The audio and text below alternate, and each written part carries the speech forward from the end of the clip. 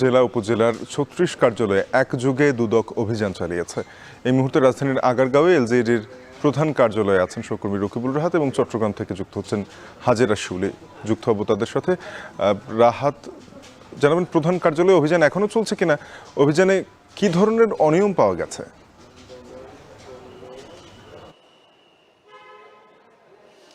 শাফিন, প্রধান কার্যালয়ে 11:30 থেকে অভিযান শুরু হয়েছে এবং এখন পর্যন্ত অভিযান চলছে। তবে অভিযানে কি ধরনের অনিয়ম পাওয়া গেল বা দুদকের যে দলটি এসেছে সেই দল কোন কোন বিষয়গুলোর উপরে অভিযান করছে বা মূলত এর আগে দুদকের যে অভিযানগুলো মূলত হয়েছে বিভিন্ন মন্ত্রণালয়ে, বিভিন্ন অধিদপ্তরে এবং বিভিন্ন হাসপাতালে, সেখানে গিয়ে আমরা দেখেছি যে তারা সুনির্দিষ্ট কিছু তথ্য প্রমাণ বা আমি যদি বলি যে আলাদা করে তথ্যাদি বা কাগজপত্র, সেগুলো মূলত তারা পরীক্ষা নিরীক্ষা করে দেখেছেন যে সেখানে কি ধরনের অনিয়ম রয়েছে কিনা। তবে এই এলজিইডির প্রধান কার্যালয়টিতে কিন্তু সাংবাদিকদের প্রবেশ করতে দেওয়া হয়নি। সেক্ষেত্রে কিন্তু আমরা যেহেতু ভেতরে প্রবেশ করতে পারিনি, আমরা এখন পর্যন্ত বলতে পারছি না যে কোন কোন বিষয়গুলোর উপর দুদক মূলত এখানে কাগজপত্র পরীক্ষা করছেন বা যে কোনো ধরনের জিজ্ঞাসাবাদ হোক সেটি করছেন।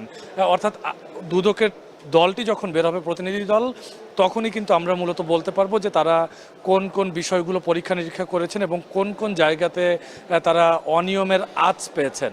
আমি একটু জানিয়ে রাখতে চাই, এলজিইডি কিন্তু শুধুমাত্র যে গ্রামীণ এবং স্থানীয় পর্যায়ের নানান ধরনের প্রকল্প, সরকারি যে প্রকল্পগুলো রয়েছে সেই প্রকল্পগুলো যে শুধুমাত্র তারা বাস্তবায়ন করে শুধুমাত্র তাই নয়, তারা কিন্তু পরবর্তীতে সেসব প্রকল্পের রক্ষণাবেক্ষণ এবং অন্যান্য আনুষঙ্গিক যে কাজগুলো রয়েছে সেগুলোও কিন্তু এলজিইডির মাধ্যমে করা হয়। এবং এর আগে অর্থাৎ বিগত সরকারের আমলেও কিন্তু আমরা দেখেছি যে বিভিন্ন জায়গায় সড়ক বা অন্যান্য যে অবকাঠামোগুলো রয়েছে সেসব অবকাঠামোতে এলজিইডির নানা ধরনের দুর্নীতির কিন্তু তথ্য প্রমাণ বিগত সরকারের আমল থেকেই পাওয়া যাচ্ছিল। সেই অনুযায়ী পরবর্তীতে আজকে যখন এখানে দুদকের টিম আসে, সেখানে কিন্তু গণমাধ্যম কর্মীরা যখন প্রবেশ করতে চায় সেখানে তাদেরকে মূলত বাধা দেওয়া হয় এবং দুদকের দলটি যারা ভেতরে রয়েছেন তাদের সঙ্গে আমরা কথা বলেছি, তারা বলেছেন যে তারা যখন অভিযান শেষ করে বাইরে আসবেন তখন গণমাধ্যমের কাছে বিস্তারিত জানাবেন, তারপর হয়তো বা আমরা কী ধরনের এখানে অনিয়ম পাওয়া গেল তা জানাতে পারবো।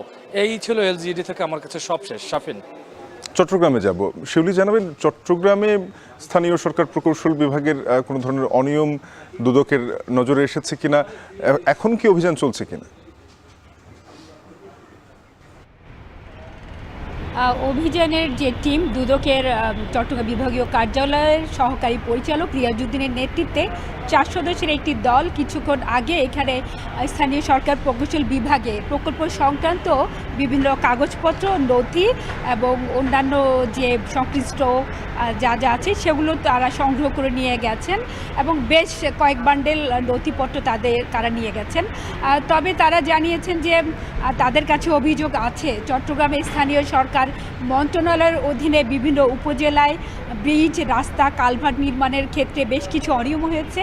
এখানে যেমন নির্মাণ সামগ্রীর উপকরণের ক্ষেত্রে নিম্নমানের উপকরণ ব্যবহার করা হয়েছে, সেই সাথে অনেক ক্ষেত্রে দেখা গেছে ঠিকাদাররা কাজ না করে বা পুরো কাজ না করে বিল তুলে নিয়ে গেছে, নামে বেনামে অতিরিক্ত বিল ভাউচার করেছে।